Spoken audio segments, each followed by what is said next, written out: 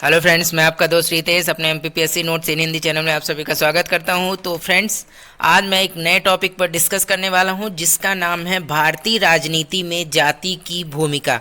आपने देखा होगा कि हमारे एमपीपीएससी मेंस के ही एक ये टॉपिक है जो कॉन्स्टिट्यूशन का हमारा सब्जेक्ट है, मेंस का एक पेपर, उसी का ये एक टॉपिक है, भारतीय राजनीति में जाति की भूमिका। तो इसमें हम डिस्कस करेंगे इस टॉपिक पर विस्तार में कि देखेंगे कि क्या क्या इससे रिलेटेड कैसे नोट्स बनाए जा सकते हैं। तो इस वीडियो को आप पूरा लास्ट तक जरूर देखें और इस वीडियो का नोट्स भी जरूर बनाएं। तो फ्रेंड्स, चलते हैं हम अपने वीडियो की ओर, देखेंगे कि भारतीय राजनीति में जाति की क्या भूमिका होती है। तो चलिए चलते हैं वीडियो की ओर सीधे। सबसे पहले देख लेते हैं जाति की परिभाषा से रिलेटेड पॉइंट्स। तो इसमें ये सबसे पहले है, यह अंग्रेजी शब्द कास्ट से बना है और इसका हिंदी अनुवाद जाति होता है, और यह कास्ट शब्द पुर्तगाली भाषा के कास्ट से लिया गया है जिसका अर्थ मत विभेद या जाति होता है। ठीक है फ्रेंड्स, तो जाति का जो मतलब शब्द है कास्ट से लिया गया, और ये कहाँ का शब्द है, तो ये पुर्तगाली भाषा का है, और कुछ लोग इसे संस्कृत के जात से भी उत्पन्न मानते हैं।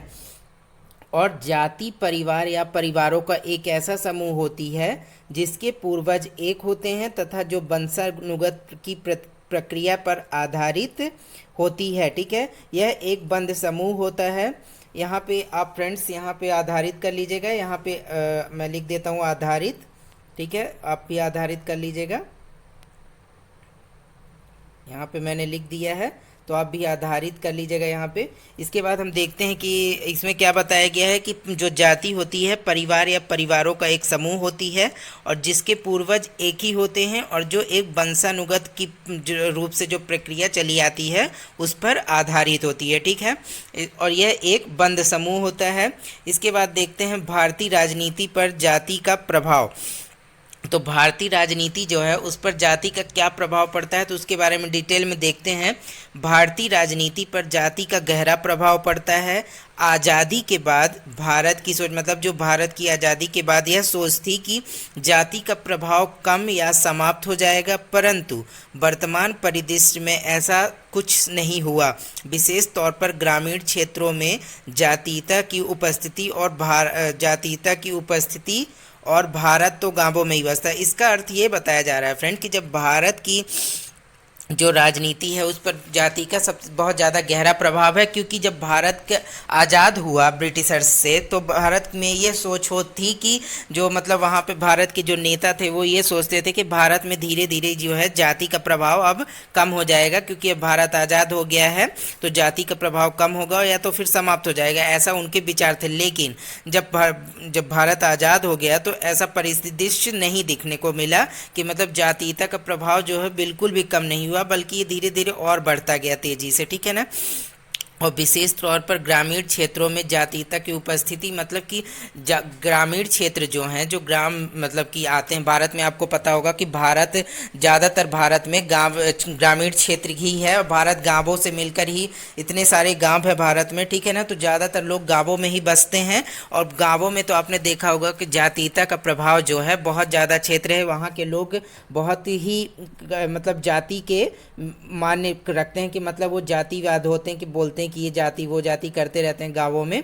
ठीक है ना, वहाँ पे ज़्यादा माना जाता है, बल्कि शहरों में जो है तो ये प्रभाव कम देखने को मिलता है। तो वही बोला जा रहा है कि जो सोचा गया था कि भारत की आज़ादी के बाद जातीयता का प्रभाव कम हो जाएगा, तो ऐसा हुआ नहीं, बल्कि ये और तेज़ी से बढ़ता गया धीरे धीरे, और गांवों में तो इसकी मतलब कि बहुत ही तेज़ी से इसने अपना प्रभाव बढ़ाया। ठीक है, इसके बाद थोड़ा इसके बारे में और देखते हैं कि क्या पॉइंट्स हैं इससे रिलेटेड राजनीति पर प्रभाव। तो सबसे पहले देखते हैं कि राजनीति पर क्या क्या प्रभाव पड़ते हैं, जाति मतलब कि जाति जो है कैसे प्रभाव डालती है राजनीति पर। तो इसमें देखते हैं कुछ पॉइंट्स। तो पहला पॉइंट क्या है, उम्मीदवार का चयन। तो आपने देखा होगा कि जब राजनीति में कोई भी पार्टी जैसे कि चुनाव लड़ रही होती है, तो जब वो किसी उम्मीदवार को खड़ा करती है चुनाव लड़ने के लिए, तो सबसे पहले वो उम्मीदवार का चयन करती है तो जाति को ही देखती है कि उस क्षेत्र में किस जाति के लोग ज़्यादा हैं, तो उस हिसाब से ही उस क्षेत्र में उम्मीदवार का चयन किया जाता है। उसके बाद जातिगत प्रचार चुनाव में,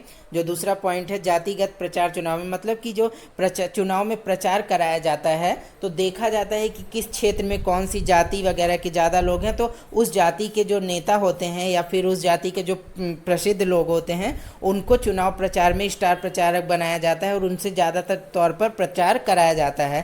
तो इसके बाद अगला क्या है पॉइंट, जाति विशेष के मसले उठाए जाना किसी जाति विशेष के सपोर्ट के लिए। मतलब जब आप देखते हैं कि जब चुनाव वगैरह होते हैं या चुनाव वगैरह नहीं भी होते हैं तो हर पार्टी, जब ज़्यादातर पार्टियां यही देखती हैं कि किस जाति के मसले को ज़्यादा उठाया जाए जिससे चुनाव में फ़ायदा हो सके, ठीक है ना।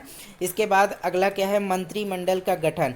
तो राजनीति में आपने देखा होगा कि जब भी कोई पार्टी चुनाव जीतती है तो वो जब सरकार में आती है तो सबसे पहले उसने मंत्रिमंडल का जब उसे गठन करना होता है तो पूरे देश या प्रदेश में जब जाति के आधार पर वो मंत्रियों का चयन करती है कि मतलब उस क्षेत्र में, उस राज्य में या उस देश में किस जाति के इलाके में मतलब कितना प्रभाव है, उस हिसाब से मंत्रियों की संख्या तय की जाती है, ठीक है ना। इसके बाद देखते हैं कि अगला क्या है, किस आगे जाति आधारित राजनीतिक दल। और आपने देखा होगा कि कुछ राजनीतिक दल भी होते हैं जो जाति पर आधारित जैसे राजनीतिक वोट वो करते हैं, जैसे कि मान लीजिए आप यहाँ पे देखिए बीएसपी, मतलब कि जो बीएसपी मायावती जी जो जिसकी सुप्रीमो हैं, और एसपी अखिलेश यादव जी और मुलायम सिंह जी वाली पार्टी, और डीएमके जो कि दक्षिण साइड की पार्टी है सपोक्स, ये सभी जो हैं ये जातिगत मतलब कि इनका जो हुआ है मतलब कि गठन किया गया है वो जाति पर आधारित हुआ था। जैसे कि मायावती जी को आपने देखा होगा कि वो हमेशा दलित के लिए वोट वो करती, मतलब कहती रहती हैं कि दलितों के उत्थान के लिए वो अपने पार्टी की तरफ से दलितों का उत्थान करेंगी। और सपा को आपने देखा होगा कि वो यादव वोट बैंक पर उनका विशेष ध्यान होता है। ऐसे ही मतलब कि हर कुछ पार्टियां हैं जो कि किसी जाति विशेष पर ज़्यादा ध्यान देती हैं, ठीक है। इसके बाद देखते हैं कि अगला क्या है, मतदाता का जाति सम्मान।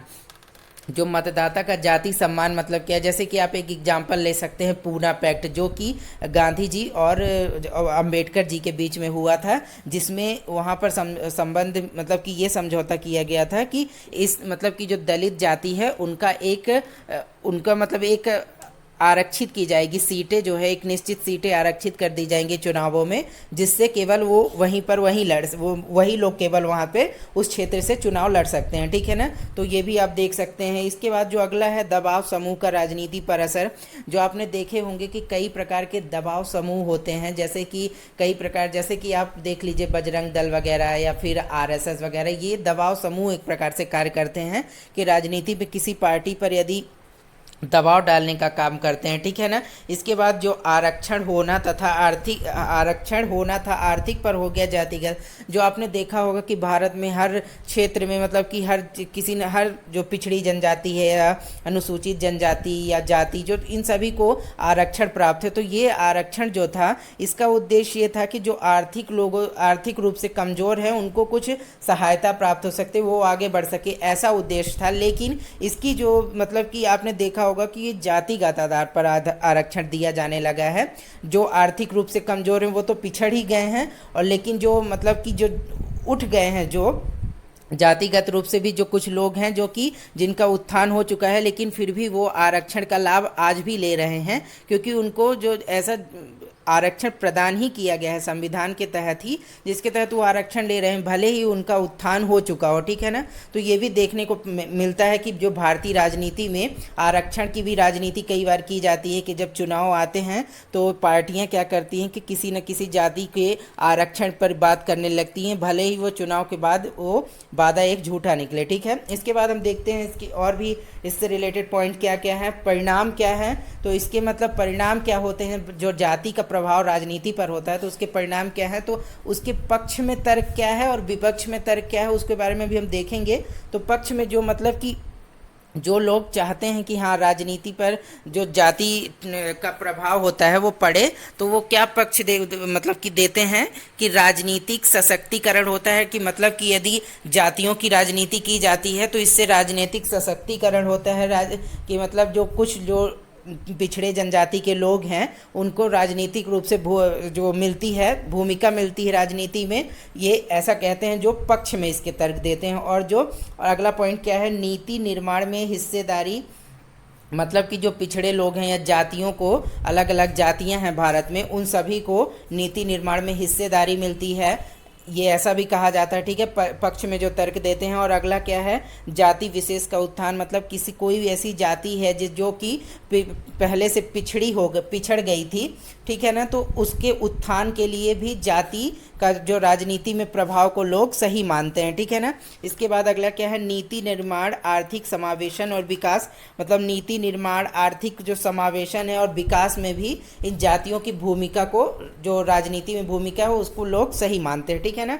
इसके बाद देखते हैं कि अगला जो 5वां पॉइंट है, लोकतंत्र का सामाजिक आधार व्यापक हुआ है। मतलब कुछ लोग मानते हैं कि जो राजनीति का में जो जातियों का प्रभाव है उससे लोकतंत्र का जो सामाजिक आधार होता है उसका व्यापार हुआ, मतलब व्यापार, यहाँ पे आप आधार व्यापक कर लीजिएगा फ्रेंड्स, यहाँ पे व्यापार हो गया है, व्यापक इसको कर ले आप। ठीक है, मैं यहाँ पे लिख दे रहा हूँ तो आप इसको व्यापक कर लें। व्यापक हुआ है मतलब लोकतंत्र का जो सामाजिक रूप से फैलाव है वो बढ़ता है। ठीक है, जातियों के राजनीति पर प्रभाव होने से, ऐसा पक्ष में लोग तर्क देते हैं। अब हम देख लेते हैं कि अगला जो विपक्ष में तर्क देते हैं वो क्या क्या है। तो इससे क्या होता है कि विपक्ष में मतलब कि जो इसके खिलाफ है कि जो राजनीति में जातियों का प्रभाव नहीं होना चाहिए, कि मतलब जातिवादी राजनीति नहीं की जानी चाहिए, इसके मतलब कि जो साथ हैं लोग कि जातिवादी राजनीति नहीं की जानी चाहिए। तो इसके विपक्ष में क्या तर्क है कि विकास के मुद्दों से भटकाव, मतलब लोग कहते हैं जो विपक्ष में इसके हैं तो वो क्या बोलते हैं कि जातिवादी राजनीति करने से जो विकास के मुद्दे हैं, असल मुद्दे हैं, वो उसको भटका दिया जाता है। और अगला क्या है, सामाजिक तनाव इससे पैदा होते हैं, हिंसा व दंगे होते हैं जातिगत राजनीति करने से। और अगला क्या है, राष्ट्रीय एकता में बाधा, जाति विशेष पर ध्यान, निर्णय के पक्षपाती होना, मतलब कि जो जातिगत राजनीति करने से राष्ट्रीय एकता में बाधा आती है और जाति विशेष पर ध्यान दिया जाता है। जब किसी एक जाति की राजनीति की जाती है तो उसी जाति पर विशेष ध्यान दिया जाता है पार्टियों के द्वारा। और निर्णय का पक्षपाती होना, मतलब कि निर्णय जो लिए जाते हैं वो उस जाति विशेष को ध्यान में रखकर निर्णय लिए जाते हैं। और इससे फ़र्क नहीं पड़ता जब जातिगत राजनीति की जाती है कि दूसरी मतलब कि जो जाति है उस पर क्या प्रभाव पड़ेगा, केवल एक ही जाति पर आधारित निर्णय ले लिए जाते हैं जिससे अन्य जातियों के साथ पक्षपात होता है। इसके बाद अगला क्या है, संवैधानिक मूल्यों की भी उपेक्षा होती है इससे। और अन्य जाति का सामाजिक उत्पीड़न और फिर आंदोलन धरना, मतलब कि जब एक जाति के पक्ष में निर्णय ले लिए जाते हैं तो इससे अन्य जो जातियां होती हैं उनका उत्पीड़न होता है और फिर अन्य जातियों के लोग धरना आंदोलन करने लगते हैं। ठीक है। और जाति का महत्व, जाति को महत्व, योग्यता को नहीं, जो मतलब कि ये जातिगत राजनीति की जाती है तो जो मान लीजिए कोई विशेष पार्टी किसी जातिगत आधार पर राजनीति में आ गई है, अपने उसने सत्ता संभाल ली है, तो वो जाति को महत्व देती है, योग्यता को नहीं। मतलब कि यदि कोई जॉब वगैरह या जो सरकारी नौकरियां मिलती हैं तो किसी विशेष जाति के लोगों को उसमें रख लिया जाता है, चाहे भले ही उसमें योग्यता हो उस कार्य को करने की या नहीं, लेकिन जाति के आधार पर वो अपने वोट बैंक को साधने के लिए उन जाति के लोगों को नौकरी वगैरह में रख लेते हैं। ठीक है। इसके बाद आगामी चुनाव में जीतने के लिए नीति दूरगामी नहीं, विकास नहीं, मतलब कि जो आगामी चुनाव होते हैं उसे जीतने के लिए ये जो राजनीतिक दल होते हैं वो क्या करते हैं, तो आगामी चुनाव को जीतने के लिए जातियों को, जो विशेष एक जो जाति होती है उसको लुभाने का प्रयास करते हैं और उसी के आधार पर चुनाव से पहले कार्य करते हैं ताकि वो विशेष जाति उस पर्टिकुलर पार्टी को ही वोट दे। ठीक है ना। और जिससे ये लोग क्या करते हैं, विकास नहीं करते बल्कि उसी आधार पर कार्य करते हैं जिससे वो पर्टिकुलर जाति खुश रहे और उन्हें पार्टी जो चुनाव होंगे उसमें वोट दे। ठीक है। तो ये विपक्ष में तर्क थे और ऊपर हमने पक्ष में भी तर्क पढ़े। तो फ्रेंड्स इसमें हमने डिस्कस किया कि राजनीति में जो भूमिका है जाति की वो कैसे प्रभाव डालती है राजनीति में। ठीक है। तो इसके बारे में हमने इस वीडियो में डिस्कस किया। तो इस वीडियो का आप नोट्स ज़रूर बनाएं। तो आज के लिए फ्रेंड्स इतना ही, और अब जब हम अगले वीडियो में मिलेंगे तो उसमें हम जो वर्ग की भूमिका, निर्जातीयता की भूमिका और हल अलग अलग प्रकार से जो भी लोगों की भूमिका होती है राजनीति में, उसके बारे में हम डिस्कस करेंगे। तो उसके लिए आप मेरे चैनल MPPSC नोट्स इन हिंदी को सब्सक्राइब कर लें, ताकि मेरे आने वाले सभी वीडियोस के नोटिफिकेशन आपको मिलते रहें। और फ्रेंड्स, यदि ये वीडियो आपको अच्छा लगा हो तो आप इसे लाइक और शेयर ज़रूर करें, और कमेंट करके मुझे ज़रूर बताएं कि वीडियो आपको कैसा लगा। तो आज के लिए इतना ही, मिलेंगे नेक्स्ट वीडियो में। Okay friends, bye bye.